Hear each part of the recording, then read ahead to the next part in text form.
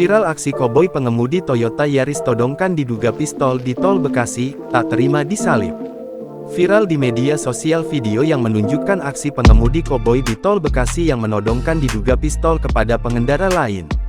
Peristiwa ini dinarasikan terjadi pada Selasa tanggal 12 November tahun 2024 malam. Tampak dalam video amatir yang beredar mobil Toyota Yaris warna oranye dengan plat nomor B1098 FTN melaju di jalur kanan. Pengemudi mobil itu tak memberikan jalan kepada kendaraan di belakangnya. Saat kendaraan di belakangnya mencoba menyalip, terlihat pelaku menghalangi laju kendaraan lain. Pengemudi mobil Yaris itu lalu mengeluarkan benda yang mirip dengan pistol. Aksi koboi tersebut diduga dipicu ketidaksenangan pelaku terhadap kendaraan lain yang mencoba mendahului. Terkait kasus tersebut, Polda Metro Jaya saat ini sedang memburu pelaku. Demikian yang diungkapkan Kabid Humas Polda Metro Jaya Kombes Ade Ari Syam Indradi. Ia sedang diselidiki, ucap Ade Ari kepada wartawan, Sabtu tanggal 16 November tahun 2024.